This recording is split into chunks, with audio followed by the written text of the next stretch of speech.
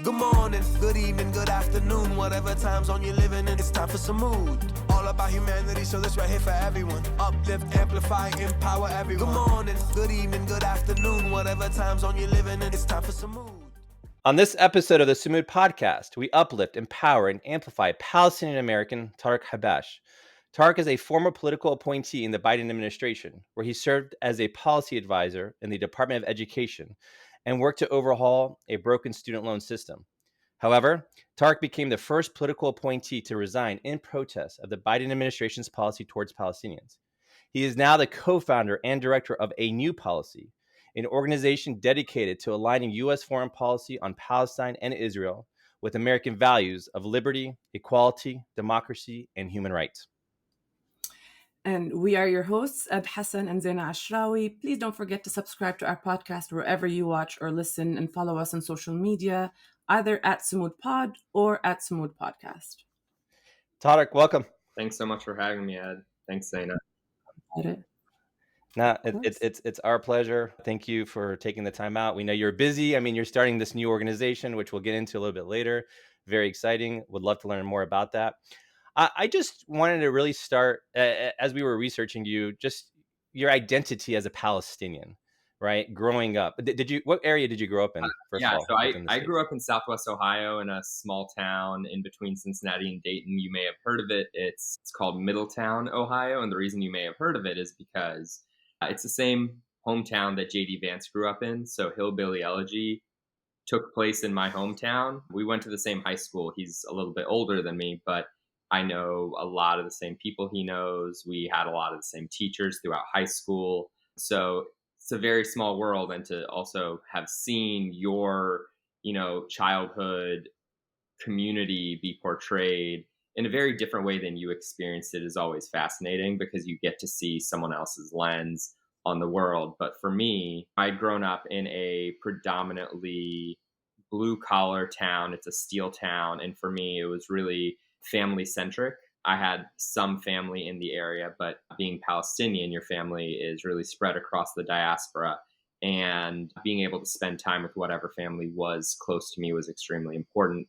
I grew up, like many first generation Palestinians, learning Arabic simultaneously with English and speaking almost exclusively Arabic in the home until we started going to school. And it was very clear that I only wanted to speak English because I didn't want to be left out of my local community. I didn't want to not be able to make friends. And that was really important to me and my siblings. But growing up as a Palestinian, my grandma in particular would always talk to me about, and always in Arabic, of course, she would tell me how important it was to focus on my education. And education was always center of my life when I was growing up, because my grandma survived the Nakba. In 1948, she was forcibly displaced, expelled from her home with her, at the time, 6 children and her husband, who they had just moved into this new apartment that they had built in Yafa. My grandfather was a shoemaker, and this idea that you could grow up somewhere peacefully and then all of a sudden lose everything that you have, lose your loved ones, lose family members, lose friends, lose your home, lose your clothing, lose your pots and pans, and have nothing else except for the love in your heart and the knowledge in your mind, stuck with my family for generations. And it was something that my grandma and my aunts and uncles and my parents always reminded me, is that everything can be taken from you in an instant. And we have to remember that every single day. And we have to also remember that the things that matter most are the relationships that we have with people and the love that we have for them and what we learn and the knowledge that we gain and how you can retain that. And so education was always front and center for me, and also drove me to want to work in education, which is where the last decade plus of my life has been spent, really focused on improving education for people around the world. So what kind of stories did your grandmother share with you? Oh, man. And I have to dig back now because Allah Yarham, she passed away when I was still in middle school. But my grandmother, if I'm digging back now, always told me about growing up in Palestine, how she just enjoyed being with family. She grew up with her friends in her hometown and got to spend time on the beach, just having people around her who were different from her. And people look at me and they say, look, of course, this guy is Palestinian. He's got dark curly hair and olive skin. My grandma was fair skinned. She had light hair.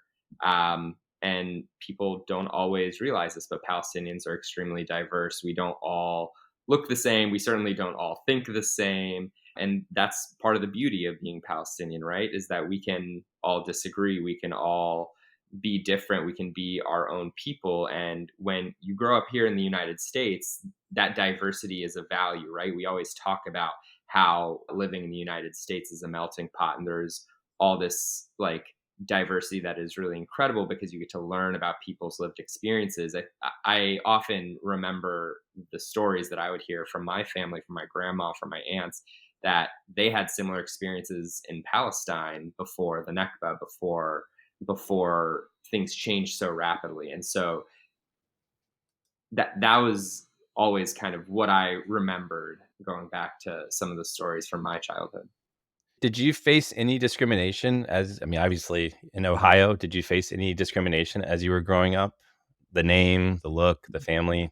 Yeah, Right? I mean, yeah, I like when you grow up as Palestinian, like, and you grow up in a Midwest town like that, especially in the aftermath of 9/11, you certainly are treated differently. And I never thought about it as discrimination per se, but as because it was so prevalent that I would be treated differently because of my name, because of how I looked.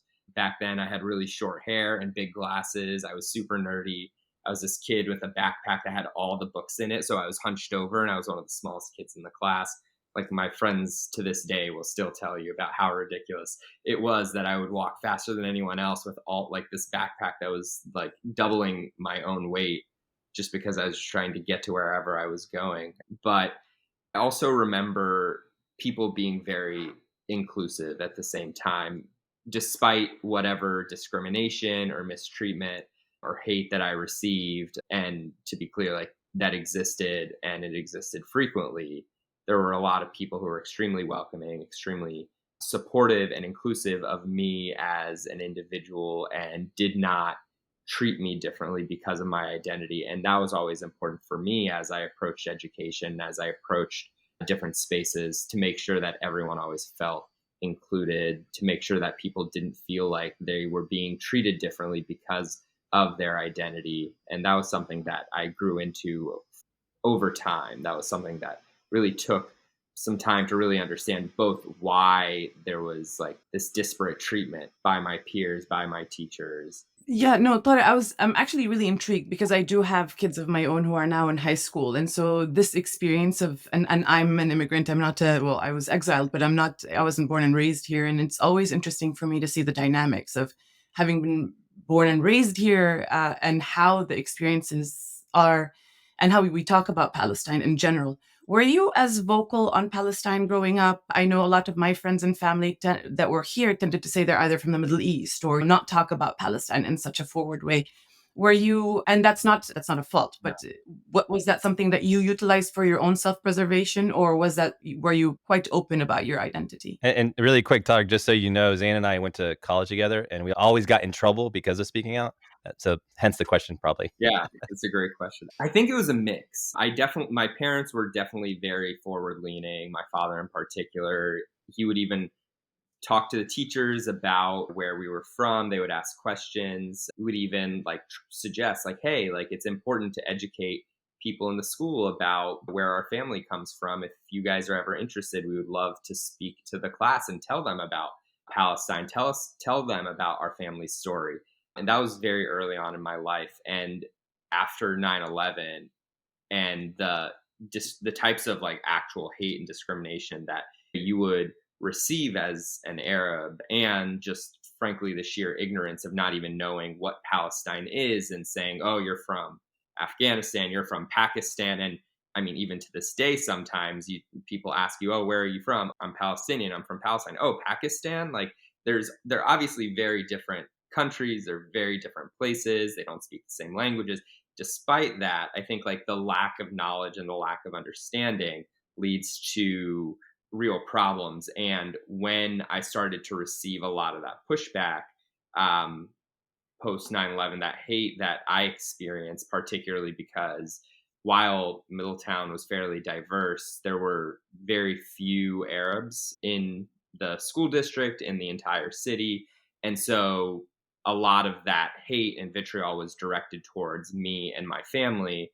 And it made me kind of like regress in my like willingness to identify who I was and my identity.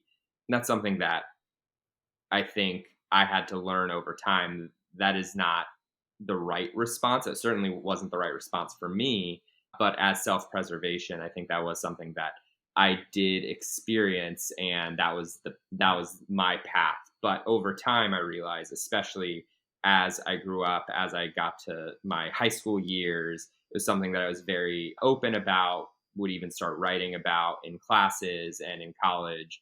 Even though I studied economics primarily, like in my political science and human rights work, did take classes on the Middle East, did take classes on Palestine, was vocal about Palestine. And that was something that took, as someone in their youth to becoming a young adult to really growing into their own identity. It took time. And I understand why, especially for people who are born and raised in America, there is a sense of hesitance to by many in our community to embrace their Palestinian identity. But I think it's really important that we do, particularly in this moment. I don't know, obviously, my experience is very different, but what students are experiencing today is so much more extreme, I think, than any of the discrimination and harassment that I had experienced growing up.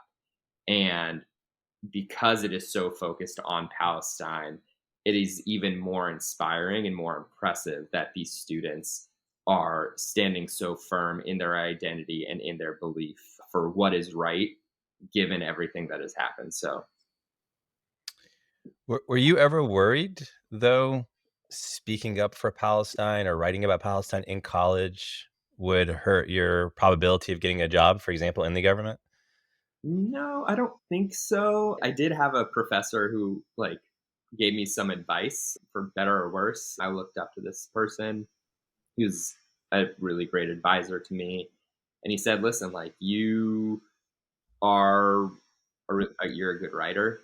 You are smart. You have a knack for this policy thing, but your politics aren't really aligned on foreign policy. And there's really just not a lot of space for you to have a successful career working on the Middle East and foreign policy in the United States because this just isn't a perspective that is seen or heard." I was like, okay. It's like, if you care about policy and you want to keep doing that work, you should find another issue area that you care about and you should work there. And I obviously cared very deeply about education. And that was kind of the start of my journey to really focusing exclusively on education policy. Fast forward 15 years, and here I am working on Palestine. So, Yeah. And was this, it's been 9 months, I believe, since you resigned. And yeah. is that right? About 9 months? Yeah. I'm bad at math, but we'll just say it's around 9 months. Yeah. Yeah. And from what I read, this is sort of your dream job you work towards. Yeah. Yeah. Is that fair to say? Yeah, I think that's fair to say. I just want to sort of juxtapose when you first got into the administration and then post October 7th.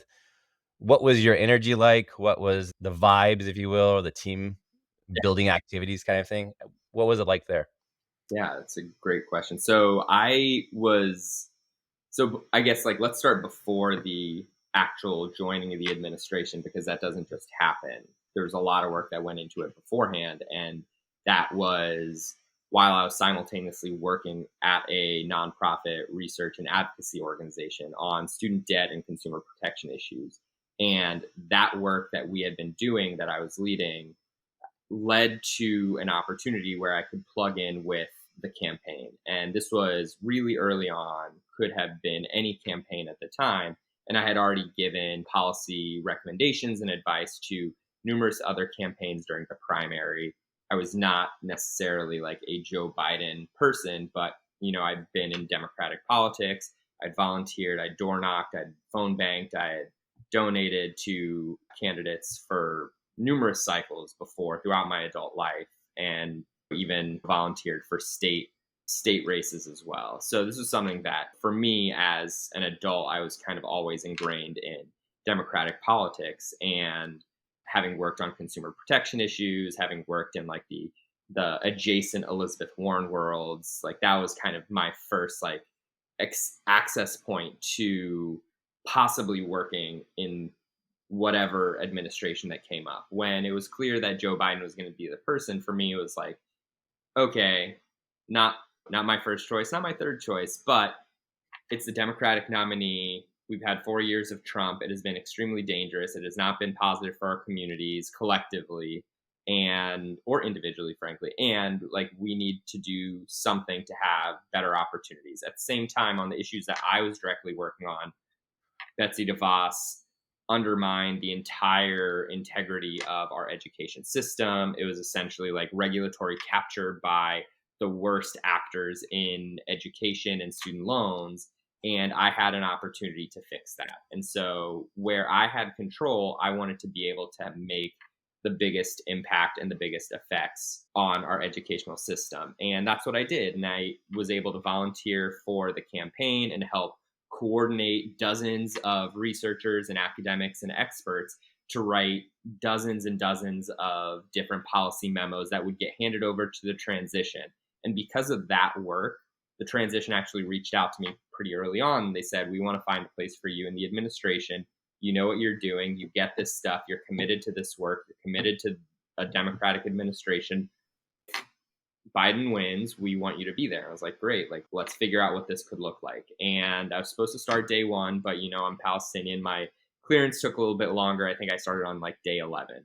And from there, the team, it's a skeleton crew. It's called that. It's called a landing team for a reason. Like, they are there to really just assess the field, figure out exactly where things live, what the priorities are on policy. And there's a ton of energy. Everyone is excited because there's so much work to get done. This is what you signed up for. And frankly, like, you don't even have Senate confirmed people like who can come in and fully drive the ship. And obviously, like, the transition team is still handing things off. The transition team is helping select who the people are going to be in those Senate confirmed positions. And you're figuring out all of the different logistics. It feels like a startup, but you also have this infrastructure of thousands of people who are already doing the work to keep the train running on the tracks, that are the civil servants. And it's really cool to meet these people who are also experts in their own rights and who you can learn so much from, while also saying, and these are the things that we want to prioritize and do as soon as we get here.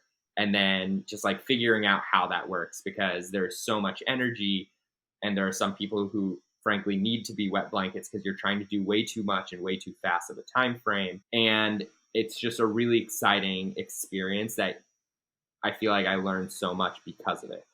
At the same time, that energy like slowly needs to get channeled in really effective ways. And I think some agencies were more successful than others. I'd like to say that I think the Department of Education during the time I was there was extremely successful at effectuating policy change in a way that I don't think I've ever seen from any Department of Education in its entire existence. And I say this as also like a researcher and person who has like studied the history of the Department of Education and the history of the rules and regulations that have been implemented. So I feel really proud about the work that we were able to accomplish, especially on higher education, especially on student loans, which were the issue areas that I was responsible for and worked tirelessly on in the policy office. The question I have for you, you couldn't just hit that without nobody seeing you, hit that delete button on all the student loans and just make it disappear? That wasn't possible? You know what?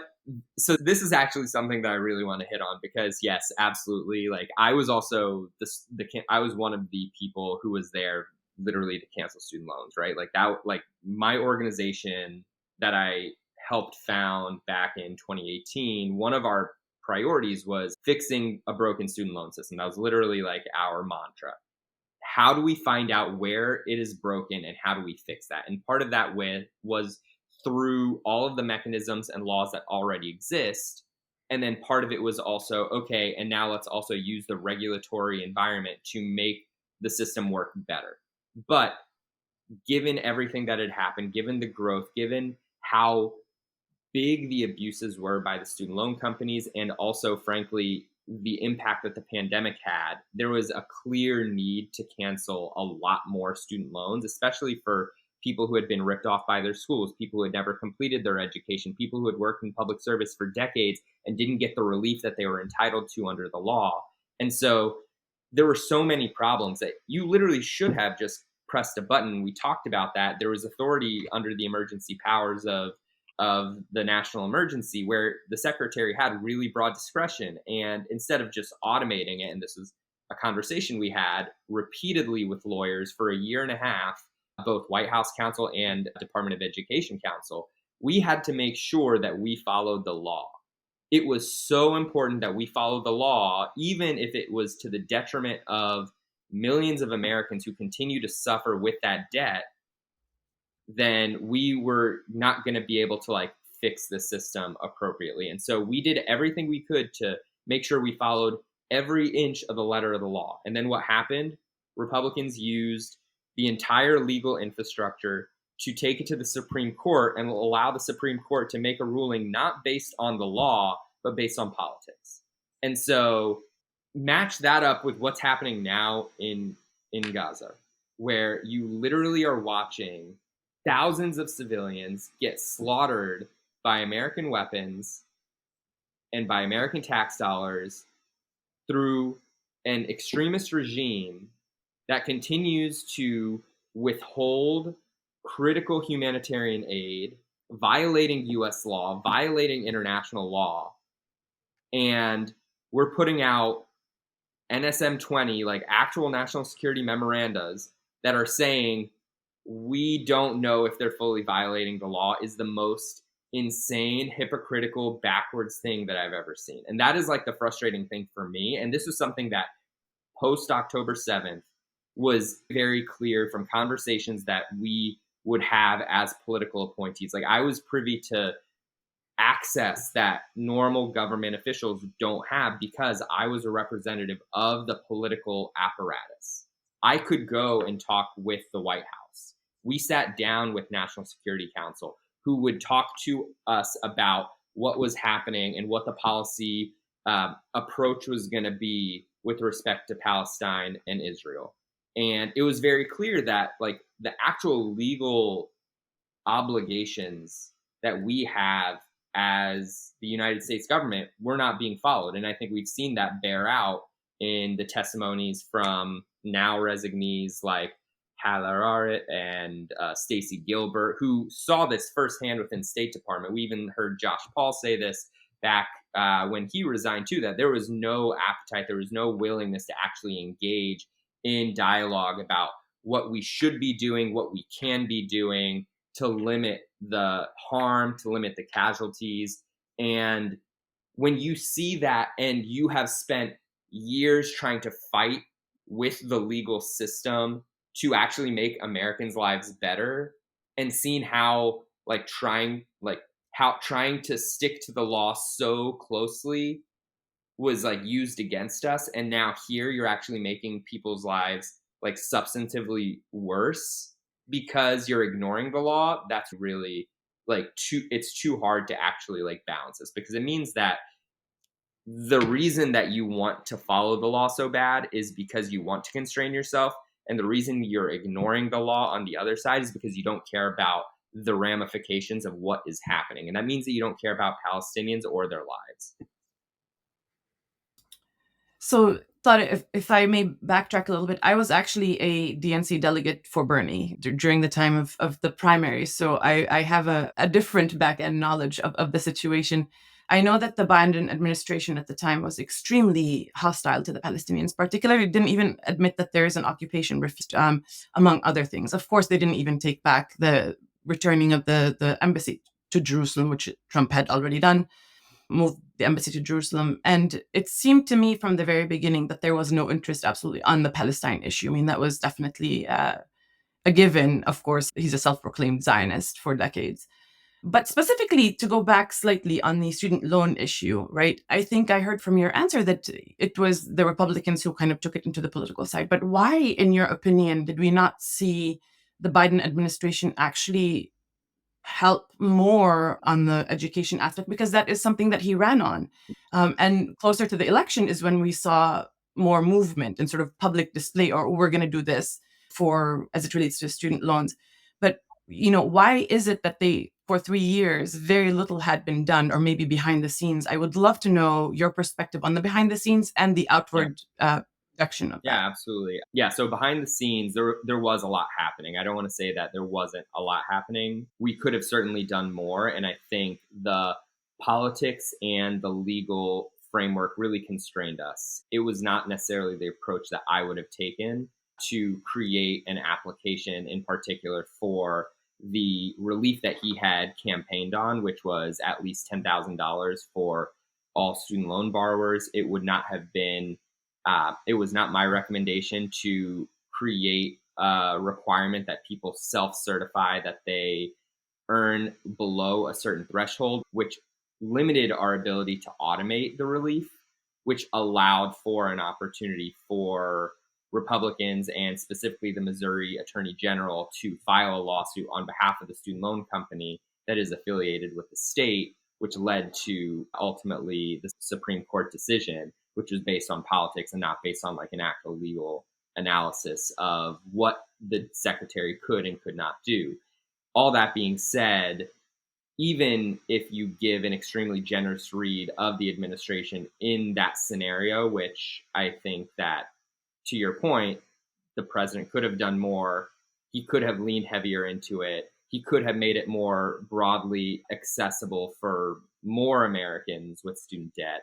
It feels political to make the decisions the way that you made them. Absolutely. At the same time, I think like we still did tremendous amounts of work to cancel student loans for people who had been ripped off by schools like Corinthian colleges, by ITT Tech, by numerous other schools, Westwood colleges, the art institutes. There was a lot of relief that I think reached students and student loan borrowers who are affected by those problems and that fraud. There was relief that was given to public service workers.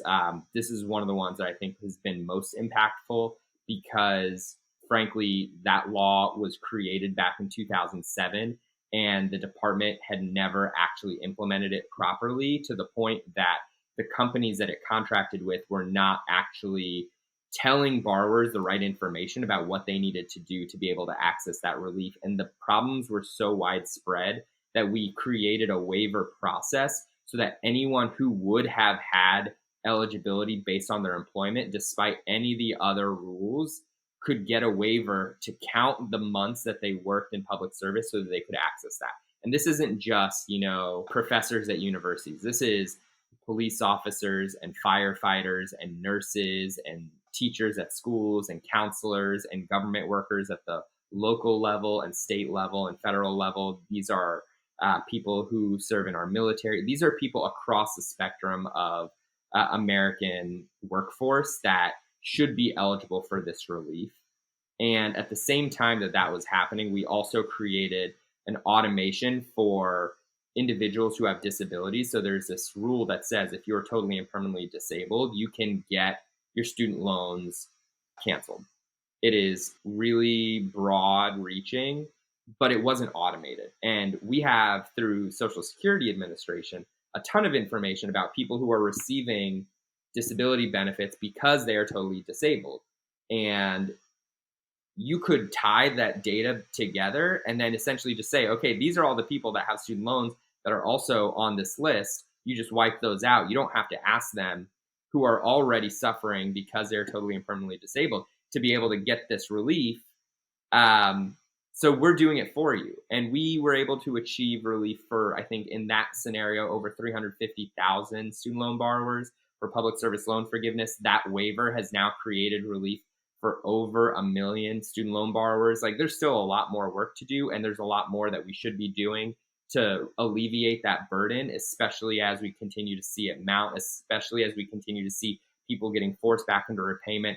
A lot of people who are still suffering from job loss from the pandemic, people who are suffering because inflation, are not seeing the economy actually work for them. You would expect a Democratic administration or any administration to want to actually make the system work for people who are going to school so that they can provide for their families and so they can provide to society. There's a world where you think, okay, this is important. We should be fixing the system, both making it more affordable and making it so that people don't have to take out debt, but also making it easier for people who had to take out that debt before you could make it more affordable. And I think those two things, there's still a lot more work to do, but I do think we made a lot of progress, and we also improved the rules so that moving forward, people are going to continue being able to access some of that relief. I do think, again, politically, it was a miscalculation. I do think we could have done a lot more, but I also think that there was a lot of progress that was made that would not have happened if the right people weren't doing that work every single day. And I have a lot of colleagues that stayed within the department that are continuing to do that work, who are completely under-resourced, because the way that the Department of Education can actually implement a lot of those policies on student loans is through the apparatus that Congress appropriates resources and funds. And unfortunately, we're prioritizing a lot more of those dollars to go to weapons that are killing civilians instead of to make Americans' lives better and to make it more affordable to go to school and to take care of your kids and just to provide for your community. So I may get in trouble for saying this as a professor, but you mentioned that those who get ripped off by higher education institutions. Yeah. Couldn't we argue that everybody's getting ripped off right at this moment consistently? And I asked that, kind of the segue there is Biden, if you remember, I think he had to agree to reinstate student loans as part of a larger bill. I can't remember specifically what it was, but it just didn't seem like his intention was well-meaning. I think he was kind of going along with it, but it felt like he capitulated pretty quickly. I guess that's where I'm going with the student loan stuff. Yeah. So just on the reinstating of loans, like there's not any legislation or anything that has actually been passed that has like forced the reinstatement of loans that have been canceled. For people who have actually had their loans canceled, they're canceled. They're actually free of that debt. There are a lot of like piecemeal policies that allow for people to have those loans discharged. And a lot of it is for people who have been like specifically defrauded or have been subjected to predatory abuses in the recruitment process, like really aggressive tactics and deceptive practices, what in the regulations we call them substantial misrepresentations to the student about what they were actually going to get. And when I say ripped off, I don't mean, oh, I went to Ohio State and I didn't have as great of a time as I wanted to, or like my education was all right and I got a job, it was fine, but I was expecting to get a 6-figure salary right out of college, and I really could only earn $50,000 or $60,000. That's not really fair because I can't pay back this loan. Yes, people still are struggling even when they go to Ohio State or Columbia or Stanford. Like, not everyone is going to have the best opportunities afterwards. But by and large, when I say like ripped off, I mean like there's actual predatory abuses and fraud that was like being engaged in, where people are being told, hey, if you come here, we'll be able to get you a job. And not only are those students not able to get jobs, but the quality of the education is so low that employers won't even recognize the diploma or certificate or credential as providing any sort of value. And so having no ability to achieve any sort of gainful employment creates this huge gap for really substantial portion of the population. And again, these are not like selective institutions of higher education. These are predominantly for-profit schools that are operating diploma mills so that they can essentially siphon off U.S. tax dollars through student loans. And it's not the government that necessarily suffers, because student loans are like, everyone is entitled to them as long as you meet the basic requirements. But it's the students that then have to repay those loans that suffer. And schools are making a lot of money off of this. And if you're not providing at least the bare minimum benefit, that's a problem. The government needs to be doing better at shutting down those types of practices. And that was like a big part of the work that we were doing as well. So I guess my segue there then is, did you feel a bit duped by Biden vis-a-vis the student loan stuff? And obviously you felt duped by Biden regarding anything related to Palestine. Yeah, I guess I definitely felt duped about Palestine in the sense that I never thought that the guy who I helped campaign for and worked for 3 years was going to so drastically be willing to dehumanize Palestinians to the point that he enabled and facilitated the genocide of my people. Like the guy who said, I want an administration that represents America, and included me as part of that, and then said, but your life doesn't matter and neither does any other Palestinian, and that's why I'm going to keep sending them weapons without any conditions. That certainly was something that I never expected.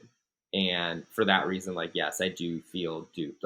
I understand, Zeina, you mentioned this, but like, he is a self-purported Zionist. He has said this for years. Like, we know what his voting record is. Like, I'm not surprised about that stuff. But there are like Zionists who have been in the same position, who have reeled Israel back from the reality we're living today. I mean, Christ, like George W. Bush was more willing to exercise conditionality and leverage against Israel than Joe Biden. Like, that's not a world that I thought we would be living in, but that's where we are.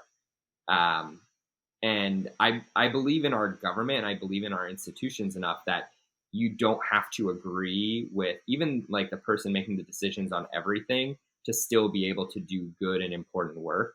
I understand that like some people disagree with that, and I think that's fine. But I think, especially in a democracy, it's important that you have people who are willing to disagree, particularly with the chain of command when on like substantive policy issues. The problem isn't that I was part of that apparatus, it's that the chain of command refused to listen when people's lives were on the line in particular. When it comes to student loans, I don't think I ever thought that Joe Biden was like an absolutist, like we need to cancel student loans. I think that like anyone who even listened to him talk about it on the campaign trail, like he didn't seem like a bleeding heart on that issue in that sense. But it was his policy. It was his name, and he approved, saying that like he was going to do this for people. And so my job was to make it possible for him to be able to keep that promise. And I did everything I could to do that. So, Tariq, one of the things that I'm interested in, and I've spoken about, and others have as well, is the tokenization, particularly with the Democratic Party. You've been with the Democratic Party for so many years, and many of us reluctantly entered a few years ago. So, with regards to what you were just saying, and in terms of the genocide in Gaza and his refusal to budge and continue sending weapons to annihilate our people, do you feel, and in your resignation you mentioned it as well, do you feel that the Democratic Party in general, particularly the Biden administration, has utilized tokenization as a means to give credibility to themselves as well as the sort of the democratic institution to get the votes without actually coming back with substantive results? I think it's crucial that we address this because they do come for our votes all the time, yet they never deliver, or very, very rarely deliver for our communities, particularly for Palestine.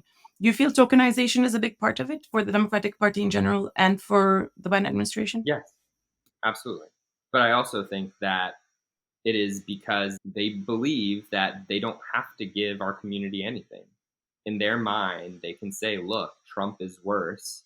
And so by necessity, you have to support us because it will not get better for you. And I think for a lot of us, that political calculation amidst a genocide is unacceptable. And I think that's okay.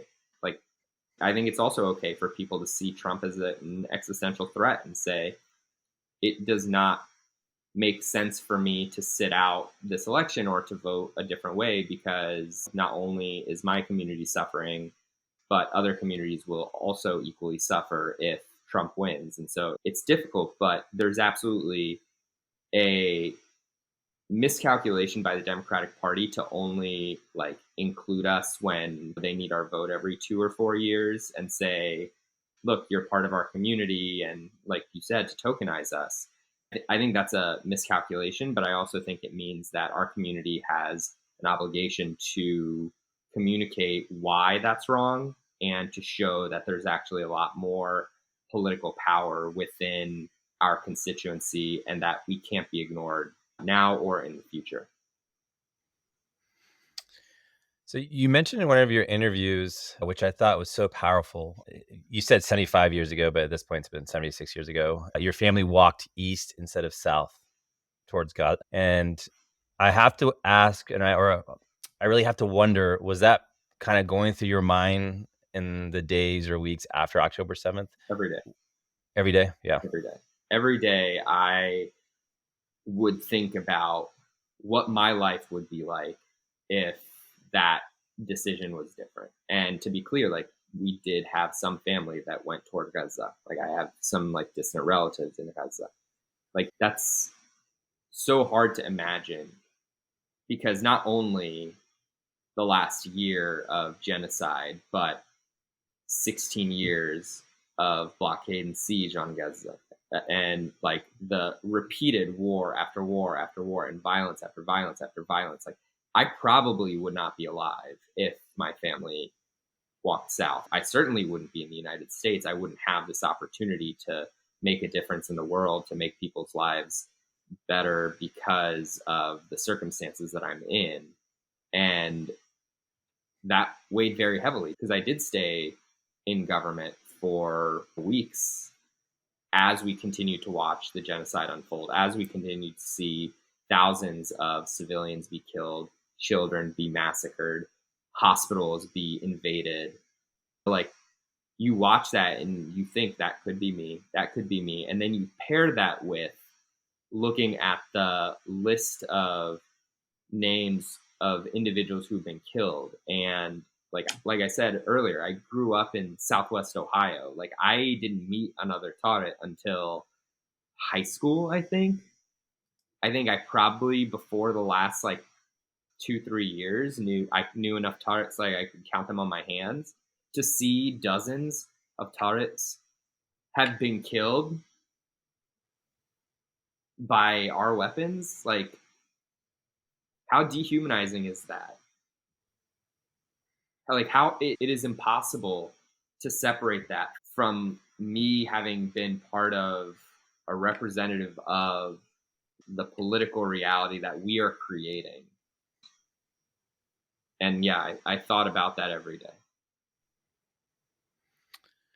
So I wanted to ask, on October 7th or after, like the day after, every time, and I think we all can relate to this to an extent, anytime there's some sort of bad thing that happens in the world, a shooting, a bombing, whatever it is, me as a Muslim, I'm like, oh no, please don't be Muslim, please don't be Muslim, right?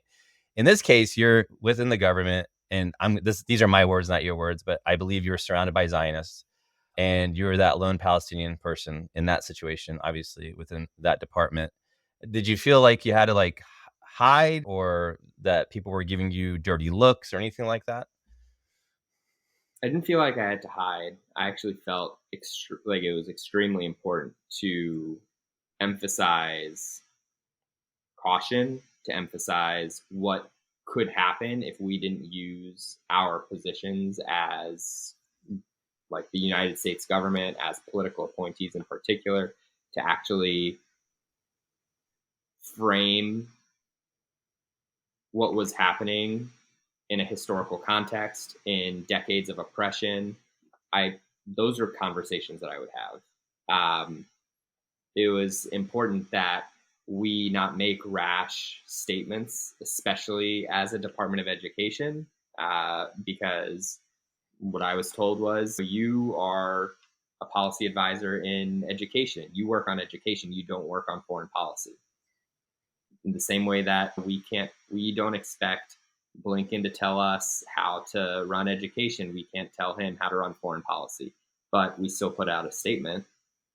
The secretary still put his name out there, but you know what he didn't do? He didn't condemn the destruction of a dozen universities in Gaza, the destruction of school after school after school, the ongoing scholasticide, the killing of over 15,000 children. Not one statement on that. And can you walk me through the process of, or the conversations rather, that you had with individuals? Because I have to imagine you were speaking with your superiors. I'm assuming you spoke to Cardona at some point as well. How many, and I ask this because within the, let's just say, normal organization world where there's DE&I issues and there's HR issues, usually when a complaint is raised or concern is raised, they fall on deaf ears. People don't pay attention, or they sort of keep you at bay and say, I understand, I understand. Were they sort of putting you through that circus as well as you were raising concerns? Not necessarily. I mean, so the way that like you can like raise concerns in government is really like siloed. State Department has this like actual dissent channel, right? Where people who are working around the world can say like, I'm disagreeing with like US foreign policy in this region, and here is why. That doesn't exist for any of the other, like Department of Education. Like, we don't have a way to dissent. But because I was a political appointee, because I reported directly to the assistant secretary for policy, because I had a relationship with the secretary, and he would call me to check on me and my family because, you know, he wanted to make sure I was okay. He wanted to make sure I was taking care of myself. He wanted to make sure that I was safe.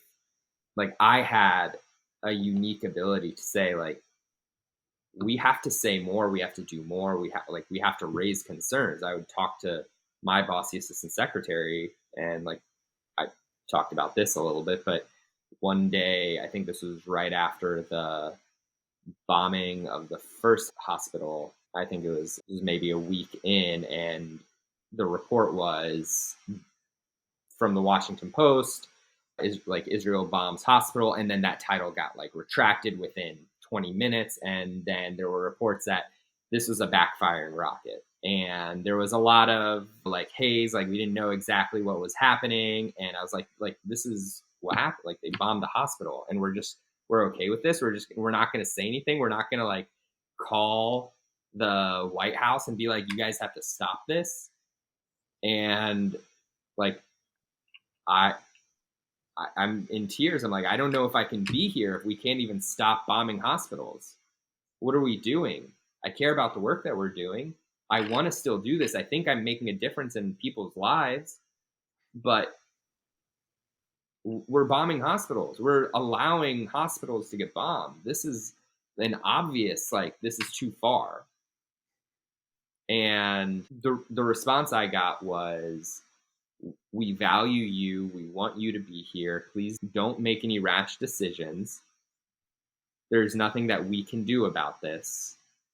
The United States government cannot do anything about this.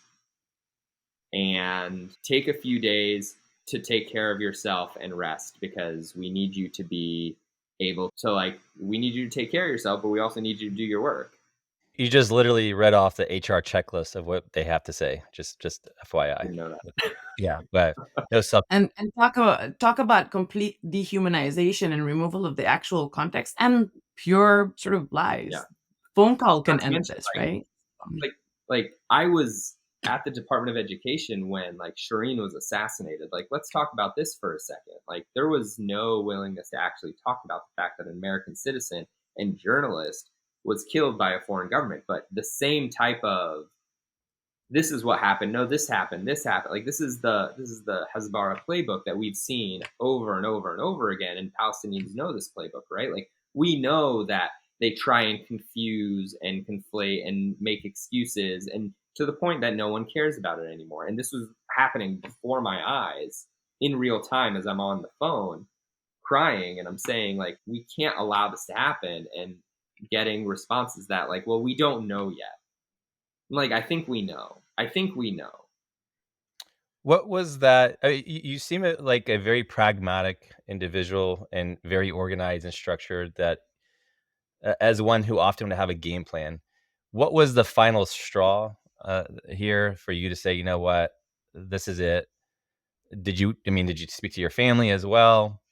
But did you not have a position lined up right after? Did you just say, you know what, I'm out, it's over?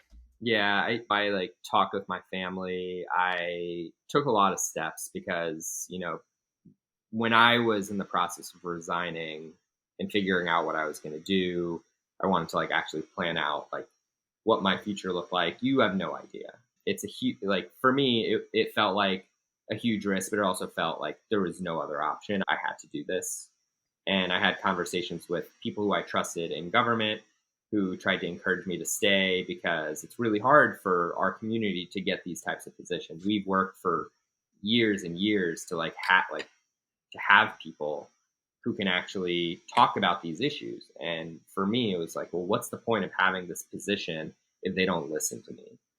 And so once I felt like I had exhausted that, once I had talked to my family and convinced them that I will be fine, my life is going to be okay, I will figure it out. I did a lot of like digital privacy stuff. I like a lot of like personal security, because as a Palestinian, you don't know what the reaction is going to be. As someone who didn't even work on this stuff, I thought that I might get attacked for other like why is the brown guy quitting his job from education when it has nothing to do with education? And like all this in the context of like me having conversations in the Department of Education about seeing how students were starting to get really upset with not just the government's policies, but their university's complicity. And this was like long before Rafah, this is long before the encampments, but you could feel the energy. You would talk with students, you would talk with stakeholders, you would talk with universities, you would talk with organizations that represented them on legal issues that they were facing. And it was clear where this was going. And anyone who pretends like that encampments came out of nowhere is lying to themselves. And this was something that we talked about in the department, that I raised repeatedly. And once it was clear that the White House would not allow us to do anything or say anything publicly, I was like, this is my last straw. I cannot be effective in this role anymore. And so I'd already had a resignation letter, but I didn't know what the reaction was going to be. And fortunately, I had some really supportive people to make sure that I was going to be able to get through it. But in my mind, I may be unemployable for a year. I don't know. It might be longer. But in my mind, I was like, at the very least, I can take a year. I can explore what is out there. I'm not jumping into jobs, but I have a valuable skill set. I know a lot of things, and I'm happy to like dive in where I can be effective. But I also hadn't been involved in direct Palestine advocacy before, and I felt presumptuous to try and jump into that space without communicating with the people who have been doing this work for years and years and years, because frankly, they know this space better than me. They understand what is needed. They understand the landscape in ways that me, as someone who has been working on education in the United States, I don't have that same perspective. And so I spent a lot of time talking with people who have been doing the work, because I care about this deeply. I live it every day. And as I'm potentially moving into this space to actually try and add some sort of value wherever I can, it was important that people understood why I was coming in and how I could be helpful. Was your resignation, was it through email?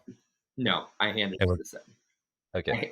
I meant to hand it to the secretary. However, the HR person was in front of his door and said, "You're not allowed to hand it to the secretary. You can hand it to me and I will hand it to him." And I was like, okay.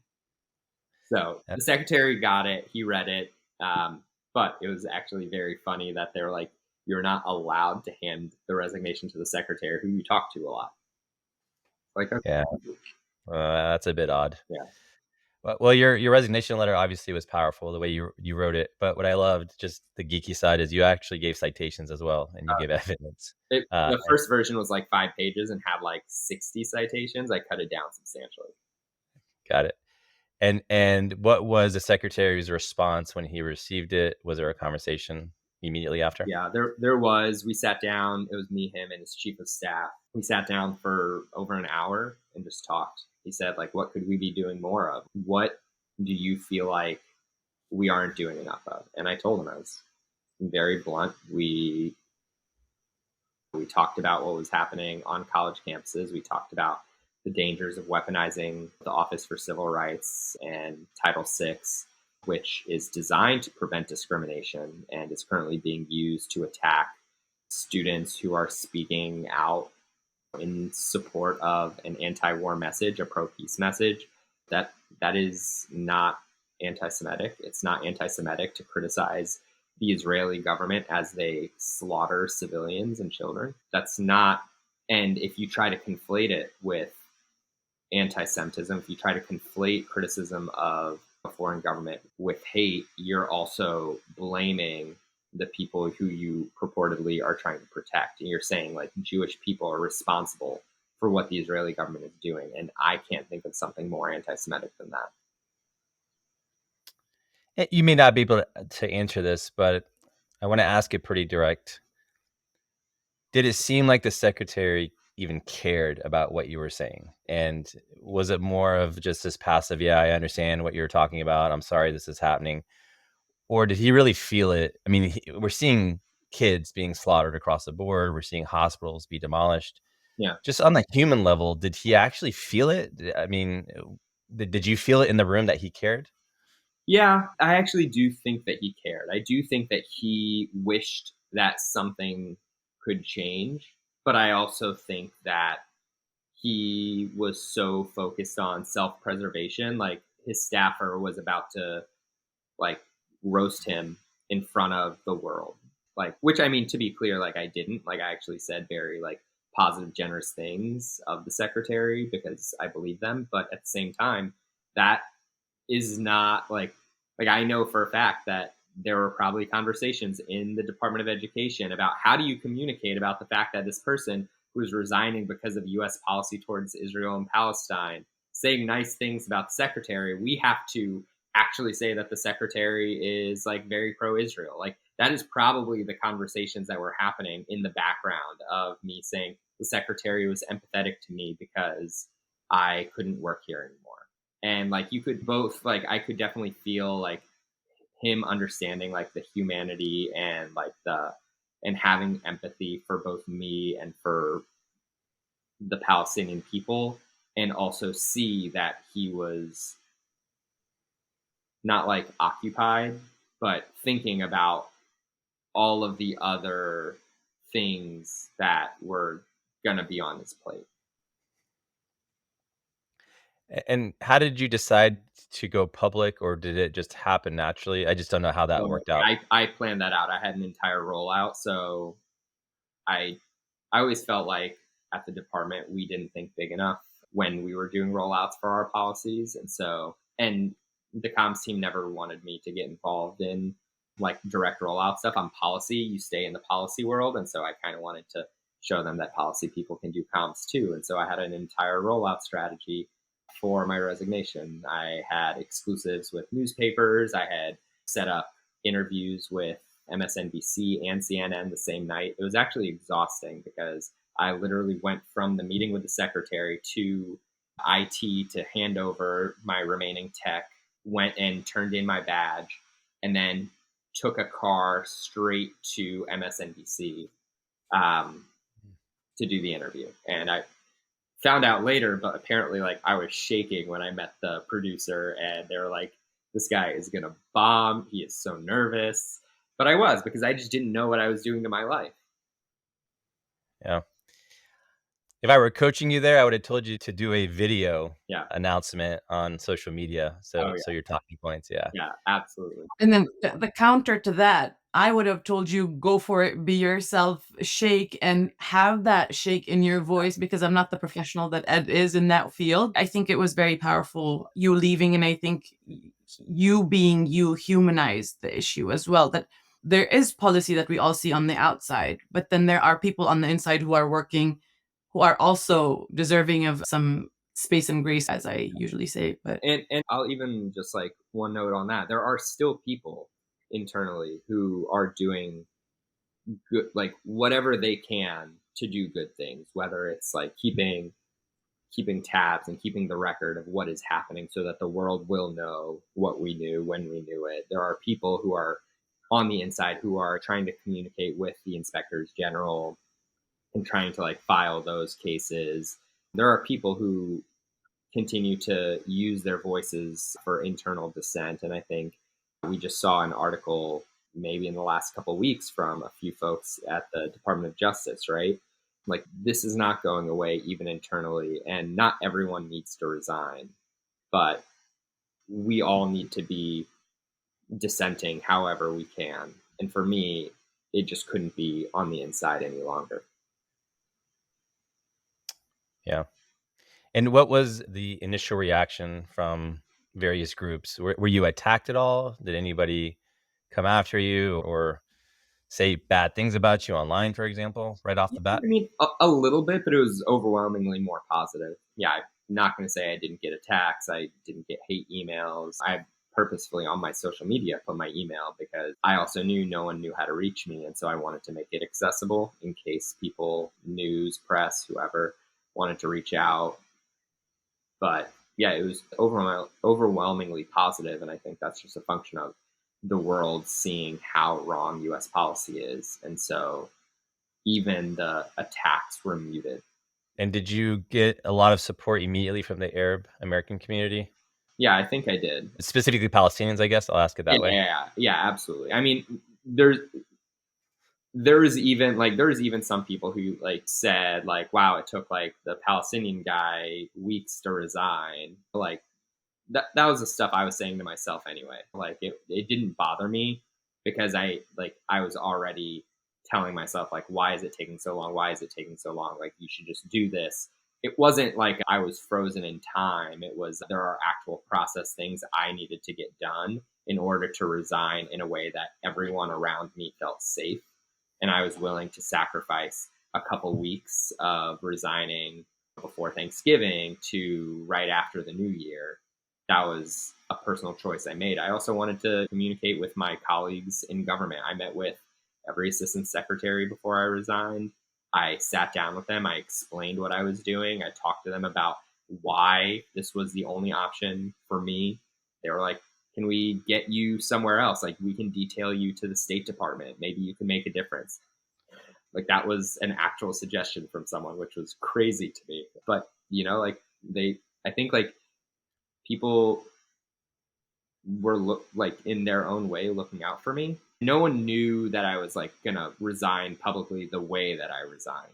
I think there were like inklings, but no one knew that like AP was running a story that was going to get syndicated around the country, and that everyone from LA Times to Wall Street Journal to Washington Post and New York Times was going to pick it up, and that I was going to go on live TV that same day.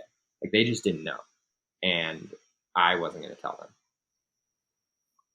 Hear the criticism really quick about you not resigning. Listening to the interviews, it just felt like you really believed you could make a difference and make a change. And that's why you sort of stuck through it. Is that fair to say? Yeah. And particularly in the context of like students here in the United States, especially after seeing really horrific violence against people here at home. Like, it was our job to keep students safe and to give them safe environments to learn. And we were seeing real attacks here in the United States. And so even though I wasn't working on what was happening overseas, I was still talking about it as much as I could in meetings, trying to get the White House to do something that was never going to happen. And I knew that fairly early on that wasn't going to change. But in the context of my work, I felt like I at least have to exhaust whatever avenues I have as well, because no one else is going to do that. No one else is going to necessarily prioritize Arab and Muslim students and make sure that they are able to engage in free inquiry and dialogue on college campuses. And we should create some sort of messaging, some sort of pathway for the department to be vocal about this, because that is literally our job. Yep. And were you still working there when Rashida was censured, or was that after? I'm pretty sure that was after, but I don't remember the date. Okay. No, it's fine. I was just curious if you had conversations with your colleagues at that point while you were working for the Department of Education, but it's fine. Well, I think a good segue, Tariq. Oh, that was November 8th, actually. November 8th. I was there. You were there. Okay. Yeah. Do you remember the conversations, or? Yeah, there were a few conversations. I mean, there was one person who I confided in, and we had like a honest conversation about that. I don't know if I can speak to it that much, because I think we were pretty aligned at how racist and nasty it was, but there wasn't a lot to say. And even from our perch, it was like, it wasn't with the White House in particular. So yeah, I understand.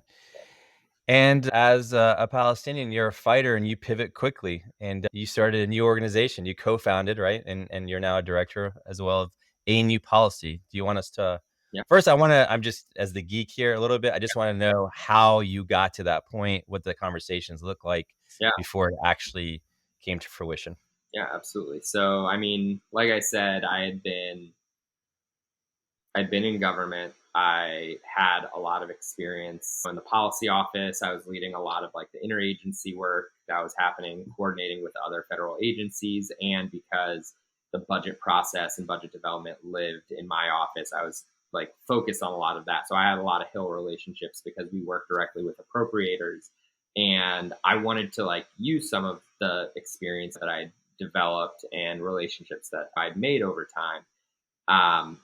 And it was clear on this issue, especially with the conversations I'd had since October, that there was a political barrier that was preventing any sort of good policy. And I think with respect to the Biden administration, like part of that political barrier is like Biden is actually an ideologue on this. Like he actually is racist against Palestinians. He actually doesn't believe that we are deserving of empathy or humanity in the same way that Israelis or frankly any other people, Ukrainians, anyone are deserving of. And that is like a fundamental problem.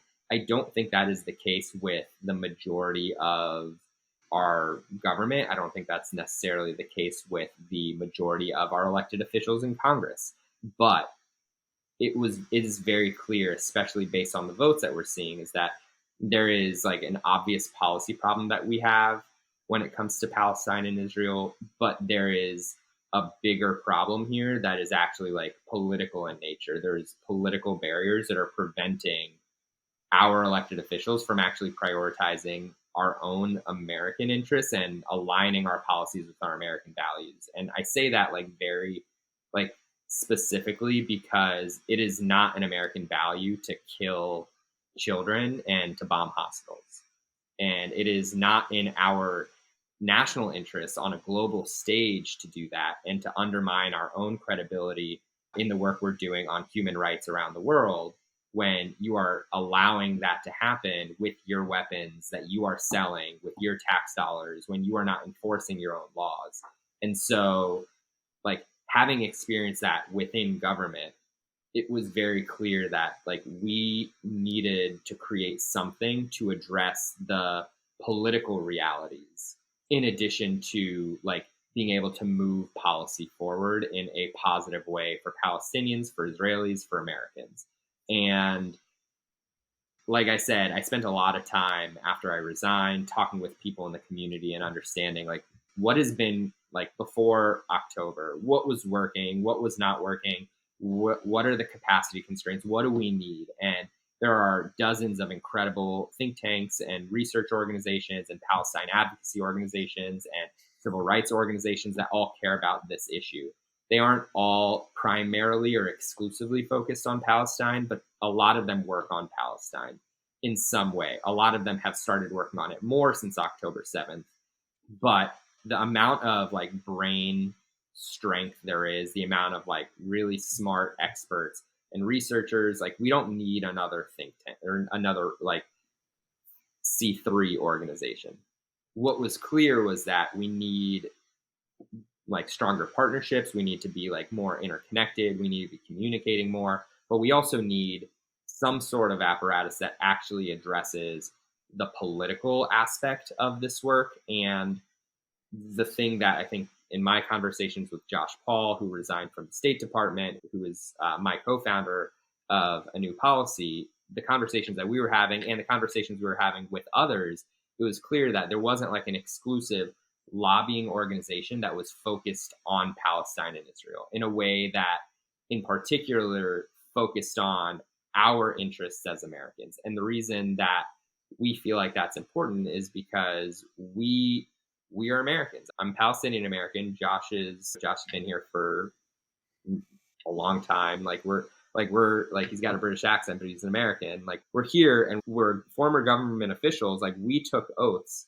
to work in the interests of American citizens and to better Americans' lives. And what is happening now is not doing that in any way. And we wanted to create something that could advocate on policies here in DC, here in Congress, on these particular issues in a way that it communicated across political identities. Like this is not like a Democrat organization, it's not a Republican organization.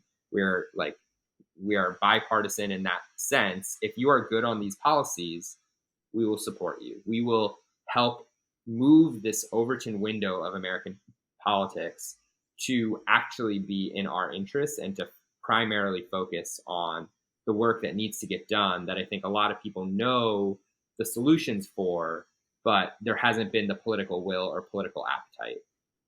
First of all, I think it's admirable that you were able to jump in from one major position to yet another major position. I think definitely there is a change in conversation on Palestine as it relates to Congress in particular. Tariq, you know that there's a lot of mistrust and sort of suspicion around people working on Palestine in general.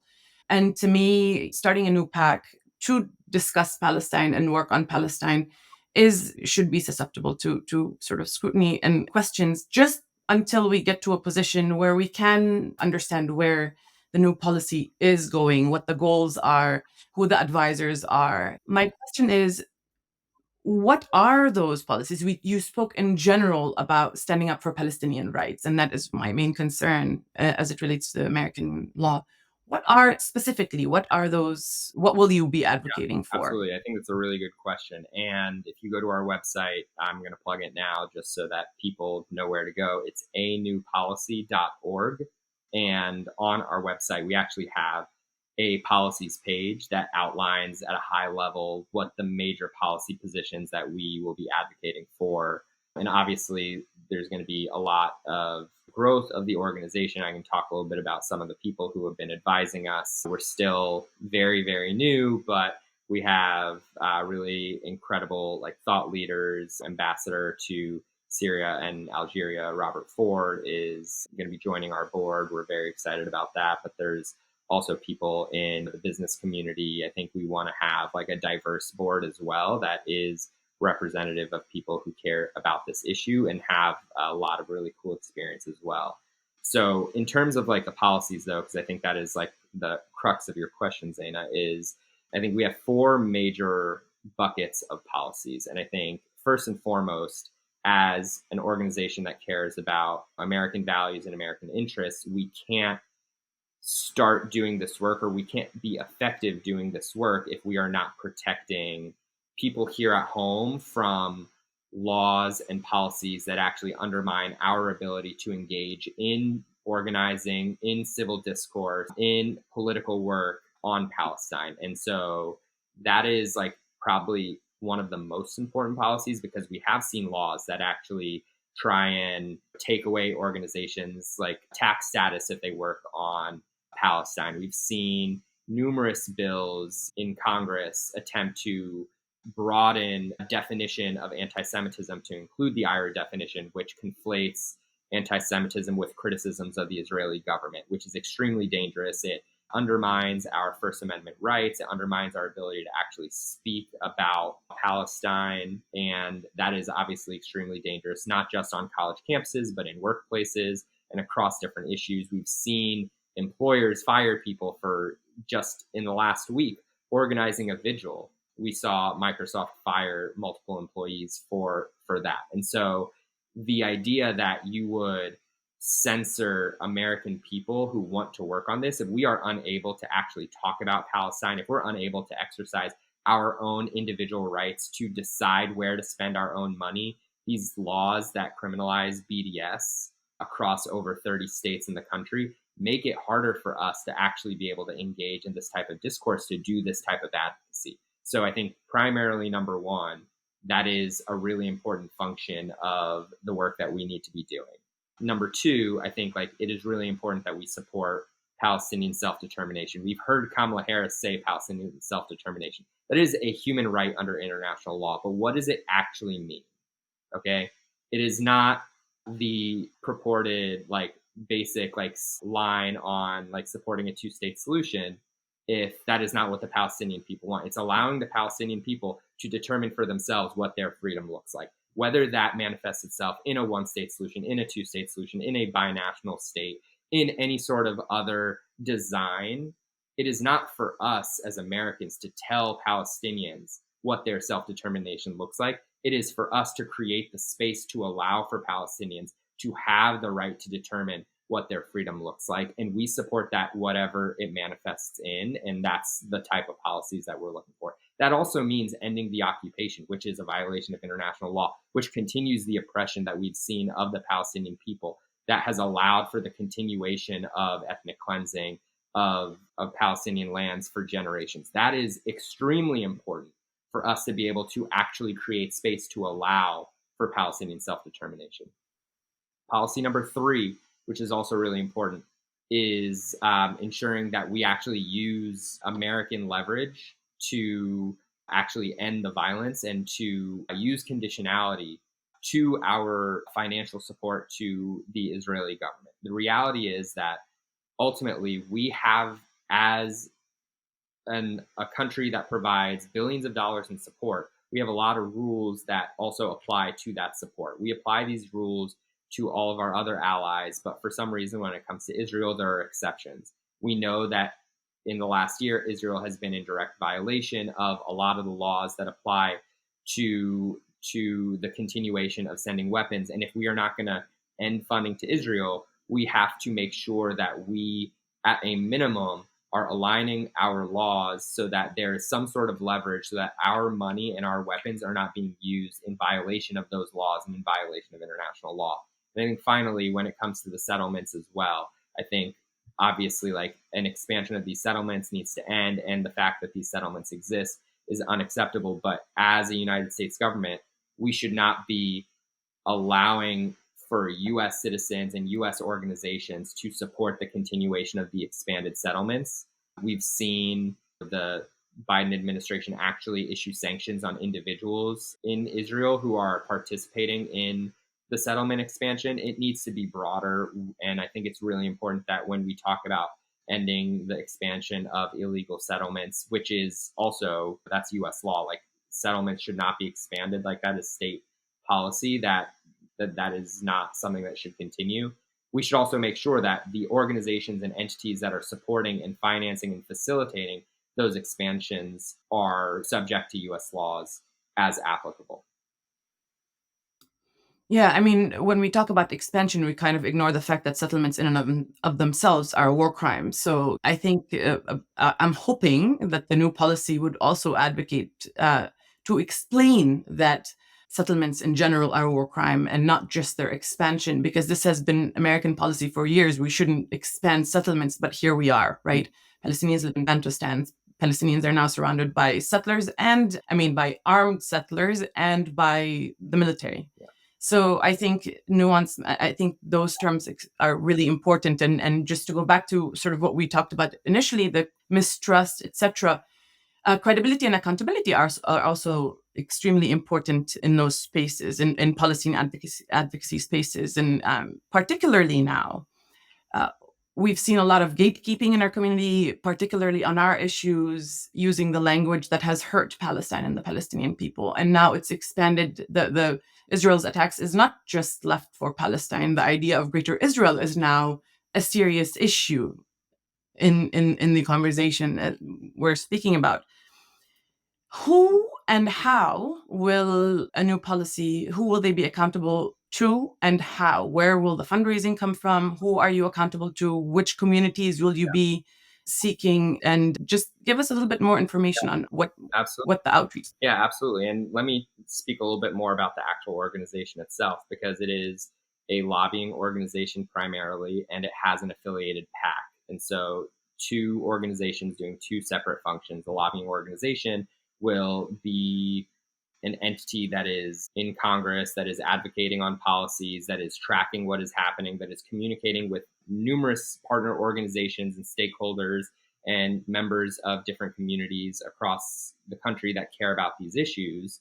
At the same time, the Political Action Committee, aligning with a lot of the policies that the lobbying organization will be doing, will identify political candidates, members of Congress to provide support to, so that you tie the actual realities of our electoral system, which are that money actually drives policy, and connecting the money to the policies. And the reason that's important is because we've seen this work and we've seen this be enacted for years and years in other spaces, and even by the Israeli lobby. And it's important that while not replicating the entire infrastructure that they have, I think there are a lot of problems with that. I think in a perfect world, we don't allow money to drive policy, but that is the world we live in. And if we want that to change, we have to actually be involved in this space as well.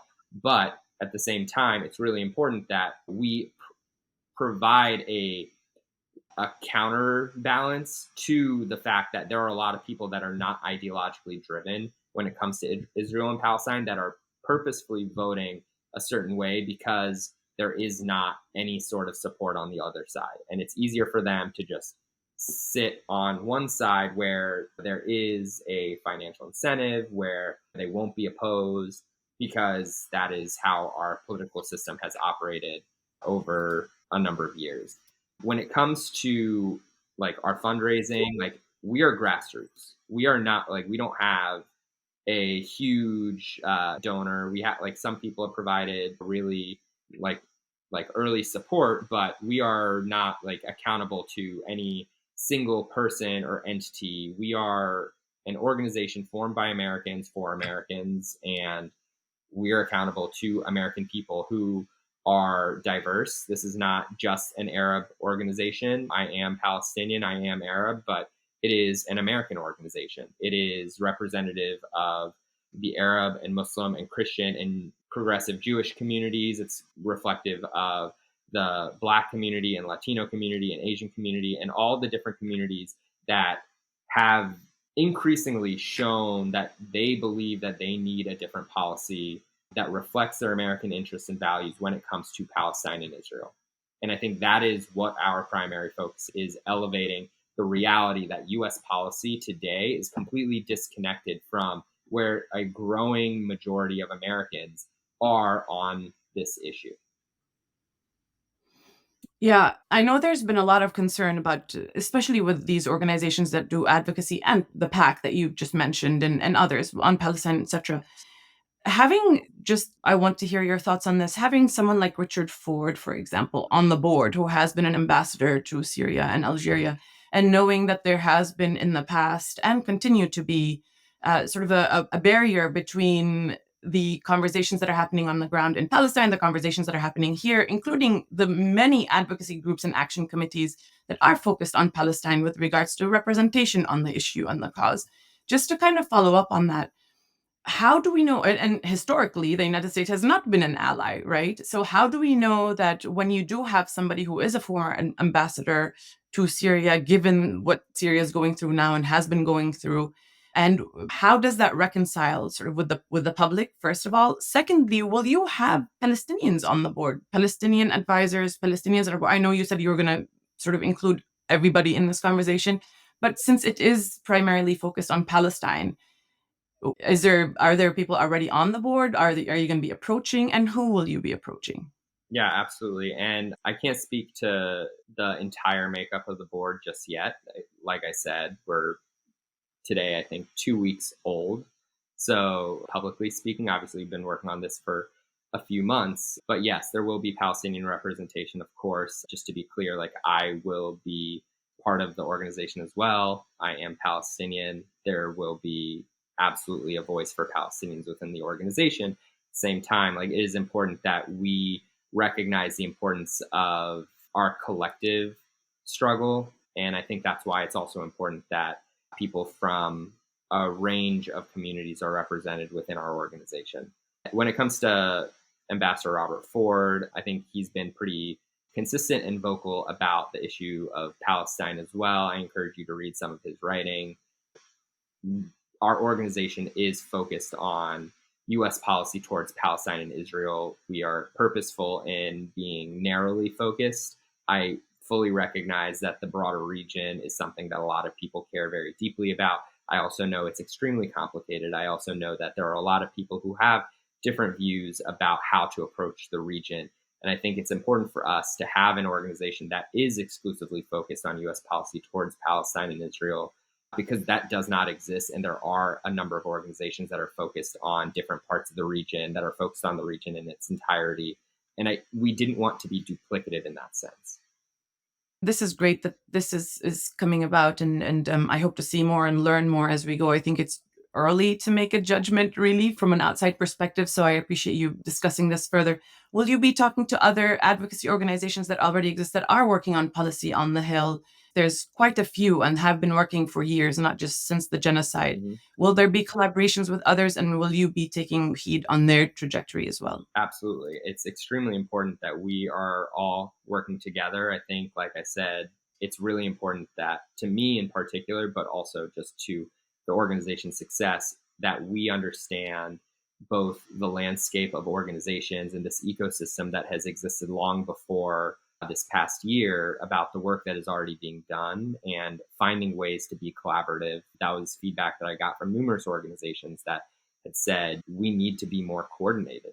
And I think we've already seen in the last 6 months, in the last 9 months, more coordination and more communication across these organizations in a way that I think is really beneficial. But I also think that despite all of that work, there's still more that can be done, and more organizations can be there to support. And I think we want to be complementary. We want to be additive to that work. We want to be able to uplift the great work that other organizations are doing, and also use the skill sets and expertise that we have, Josh and I and others that are going to support us, to be able to help shift American policy in a way that it is actually, like, in everyone's interests.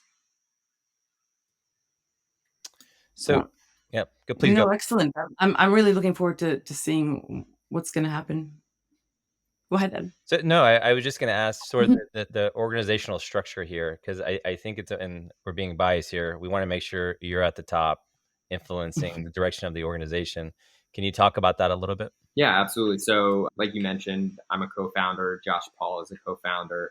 Right now, like, we're still in the very early stages of forming the organization, but we are leading the organizational development, where we just recently put up a volunteer intake page, and we'll also hopefully in the coming weeks and months be able to make public possible job opportunities. We want this to be an organization that is established for the long term. You can very quickly file a couple of forms and create a 501c4. You can file a couple of forms and create a political action committee overnight. We purposefully didn't do that. We wanted this to be an entity that can exist through numerous cycles, because the reality is that this issue has existed long before this last year, and this issue will continue for a long time in the future. And for us to actually address the realities that need to be fixed politically, it's not going to happen overnight. It is not going to happen in this election that's coming up. It is going to take years. It's going to take numerous election cycles. And we have to start building, and we have to start doing that work now in order to be able to have a real effect in 2026, in 2028, in 2030, and beyond. Well, I'm hurt. When we met in Dearborn, you mentioned you had something big coming up. I was hoping you would announce on the podcast, but I'll take this. I appreciate it, Tariq. It's all good. Thanks, Ed. So just a few more questions. There invariably are other individuals that are in the position that you were in within the government, who are conflicted, who don't know what to do, who think that they can affect change in some way, but they may not be able to, obviously, given what's going on. What's your advice to those individuals? Because I really want them to hear, because you've been through it now. You've seen this whole movie. What's your advice to them? You'll be fine. You can quit your job. On a more serious note, like there's a lot of important work that needs to be done, and we all have to find ways to make a difference. The reality is that the horrific policy that we're seeing today is happening because of a very small number of people, and there's no individual person who can change their minds. Joe Biden's not changing his mind. Jake Sullivan's not changing his mind. Brett McGurk is not changing his mind, but they all have an expiration date. And so whatever happens in this election, we have to push for some sort of improvements over the next few months during that lame duck. But even beyond that, there's always going to be opportunities. We have to be willing to engage in our political system. We have to engage with our government, because if we don't, we're letting other people make the decisions for us. And so democracy isn't one day. Elections matter, certainly, but democracy is every day. And part of the reason that Josh and I are building a new policy is because we need to be more involved in this political process every single day. And we're hoping to establish that arm for the American people so that we bring justice, peace, and human rights and real freedom to Palestinians. I appreciate you, Tariq. Where can we follow you or watch your every step on social media? Yeah, social media, I'm at Tariq Habash _ pretty much everywhere, which is Instagram and Twitter. And then for the organization, it's at A New Policy everywhere, except Twitter is at A New Policy org. Great. Thank you so much, Tariq. We appreciate you. Thanks so much.